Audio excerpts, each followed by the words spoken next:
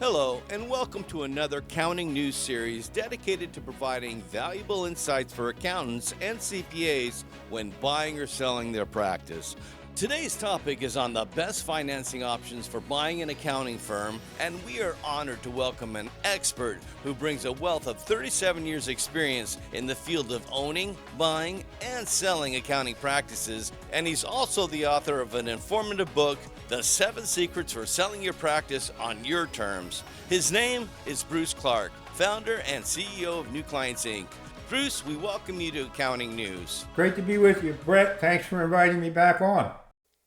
Our pleasure, Bruce. Today's topic is on the best financing options for buying an accounting firm. So with that in mind, Bruce, with both mergers and acquisitions on the market heating up for accounting practice sales, what advice would you tell our viewers on who's looking to buy firms today and the best way to get outside funding to do so? The natural reaction would be for a potential seller to think about their local lending institution, maybe Wells Fargo or PNC or Bank of America, whatever bank that you deal with. The unfortunate reality is that most of the big banks and even some of the local community banks, they typically will not touch this kind of a sale. They consider it a soft asset sale unless there's real estate involved, which of course can change that. But there's no collateral involved that they can repossess in the event that the buyer ends up defaulting on the loan. So to them, it's a high risk situation, and as such, they're not going to be interested in helping you out. Well, that's no good. So typically, if a traditional bank won't finance the sale because of the risk factor, what other options does a buyer have? Well, what we've had great success with over the years, Brett, is working with the SBA. They have programs available for practice sales, and we have worked with one particular SBA lender over the past 8 years, and all they do is specialize in accounting practice sales. And this particular lender has helped me in a number of situations where, the deal was kind of tight, and he was able to figure out a way to get it financed. As far as typical terms, 10 years with a standard SBA loan, the interest rates now are pretty high, anywhere from 9.5% to 10.5%. Hopefully they'll come down, but it's just the cost of doing business. And the interest rates, of course, the interest costs are deductible to the buyer. And if there's real estate involved, you can get a blended rate that would take it out to, let's say, about 25 years. So that reduces the cash flow requirements on the purchaser and allows, a longer term for repayment. If the audience, any members in the audience would like information about this particular lender, I ask them to call me, 856-304-1035. That's my cell. Or they can email me, bruce@newclientsinc.com, and I will connect them with this source. But this guy is excellent. He does great work. Well, then it would truly make sense for them to call you for your SBA tried and true funding source, that's for sure. So when it comes to qualifying for the loan, what information does SBA want to see from the buyer and the seller to qualify?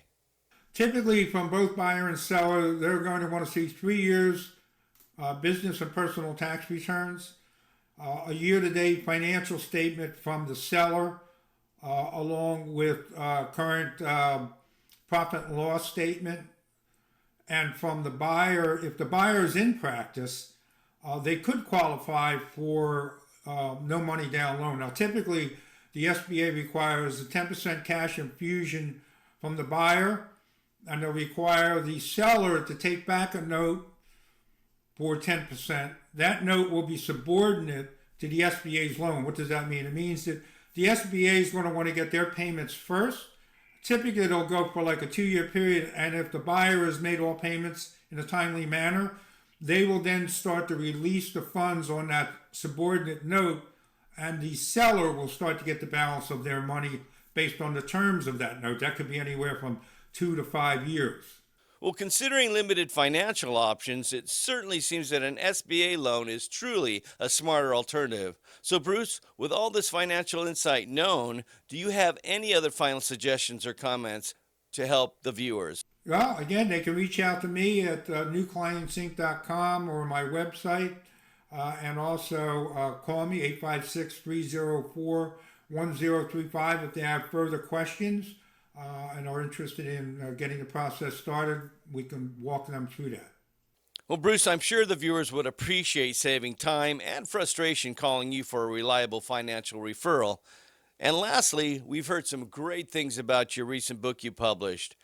Why don't you tell the viewers a little bit about it and how it can help them through this financial hurdle?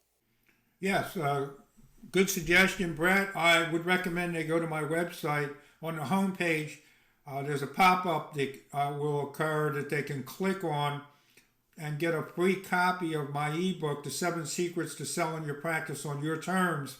There's a lot of good information in there relative to the topics we were discussing today. Bruce, we really appreciate your insight today on SBA financing, and congratulations on your 37-year success run with New Clients Inc. Thank you, Brett. And for those viewers that want the inside scoop for selling your practice, go to newclientsinc.com where you can get your free copy of 7 Secrets for Selling Your Practice on Your Terms today, or simply scan the code on the screen.